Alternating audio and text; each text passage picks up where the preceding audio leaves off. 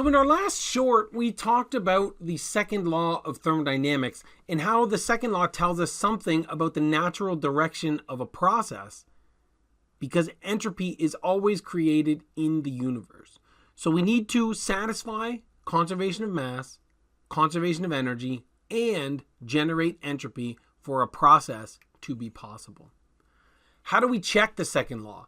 So we have this rate version of the second law for open systems. I check to see if entropy is being generated in my system. If entropy is generated, then it's a real process. If this sigma dot term is 0, then it's an ideal process.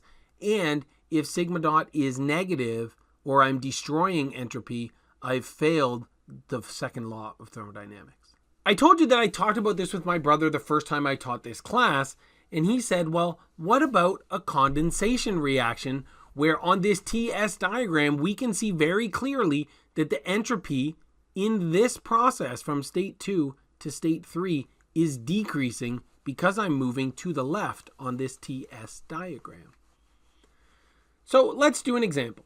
Here we have a condenser.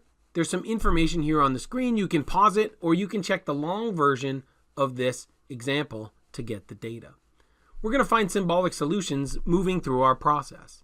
First, we see because we're at steady state and there's one inlet and one outlet, the mass flow rate at 2 and 3 are the same.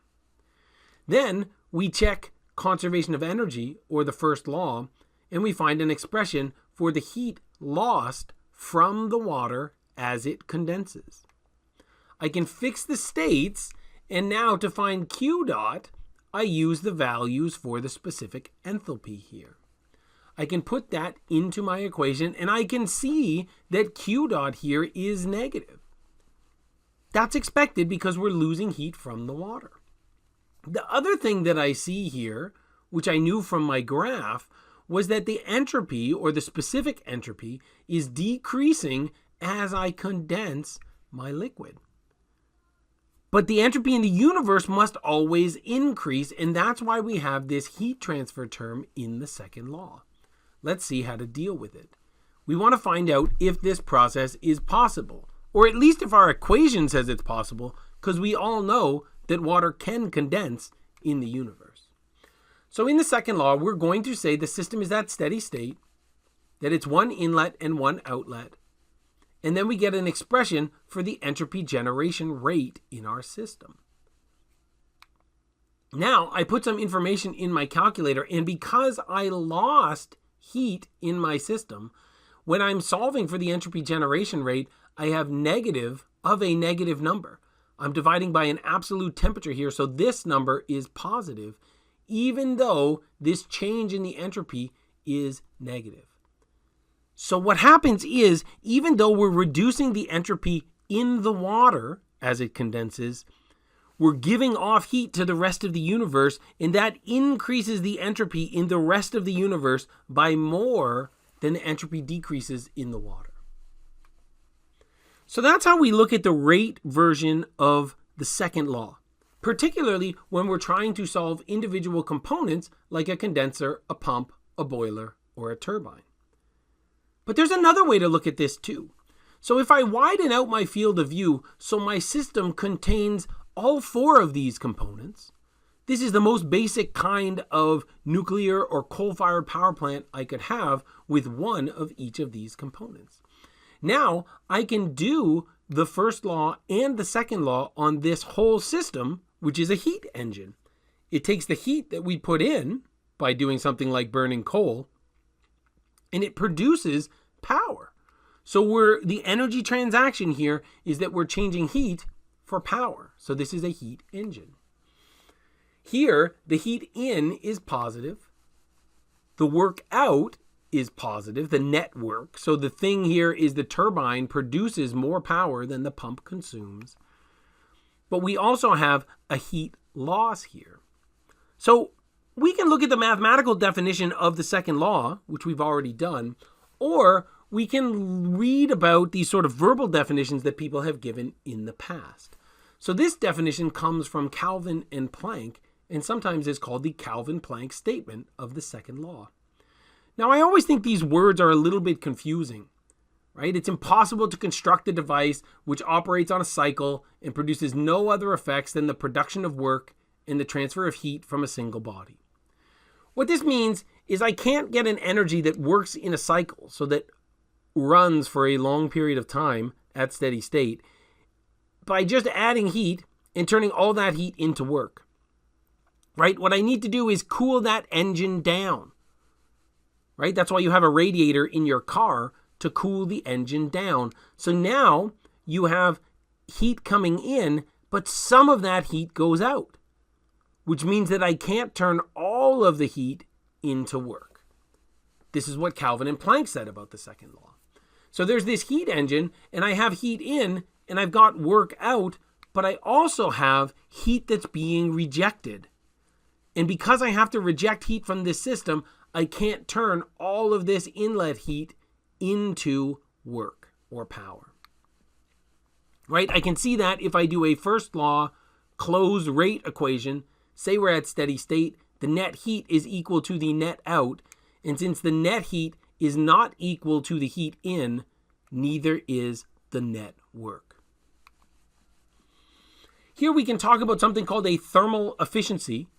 This means that we take the desired energy effect divided by the energy cost. So here what we're trying to do, right, this is a heat engine, we're trying to produce power, and the cost that we pay is that we have to burn something or make heat.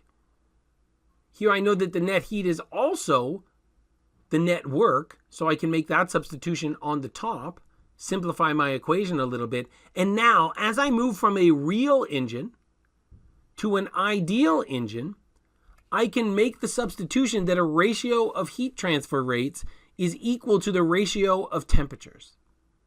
And if I do that, I can get my general equation for thermal efficiency, but then also my equation for ideal efficiency. And in thermodynamics, we call an ideal engine a Carnot engine. So this is sometimes called the Carnot efficiency. Now remember, the ideal efficiency is always better than the actual efficiency, because you can never do better than the best you can do, which is the ideal case. This is a quick little example for Carnot engines. I won't go through it here, but you can check out a verbal description of this problem in the long version of this lecture.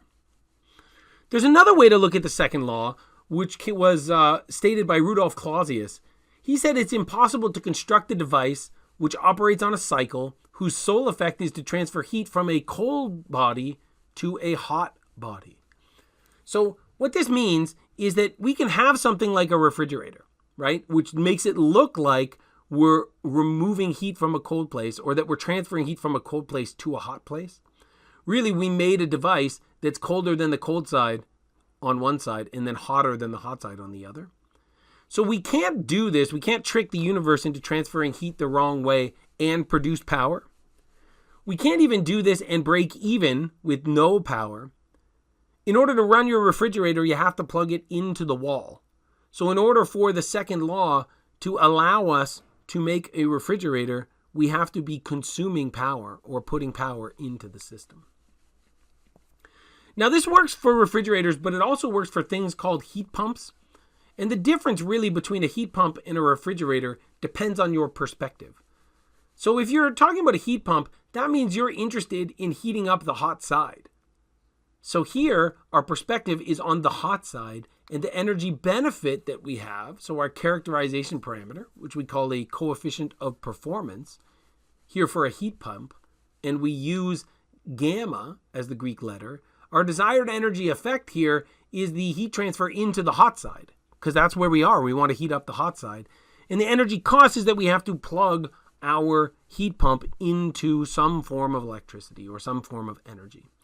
Again, I can change this to a ratio of heat transfers, and then for the Carnot or ideal version of this device, I can replace those heat transfer terms with temperature terms.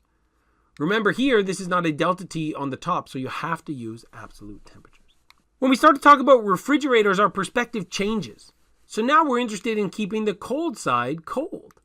So our energy benefit is going to change. So this is how your air conditioner works or how your refrigerator works. So Clausius tells us in order for these things to work, we have to put power into the system. right? I have to plug my air conditioner into the wall, my fridge too. So for a refrigerator, our energy benefit is removing heat from the cold side, and our energy cost is that power that we consume using this device. Again, I can get a ratio of heat transfer rates and turn that into a ratio of temperatures. Again, my numerator is a temperature that stands alone, so it has to be an absolute temperature. That's all for this episode of Thermo Shorts. I'll see you next time.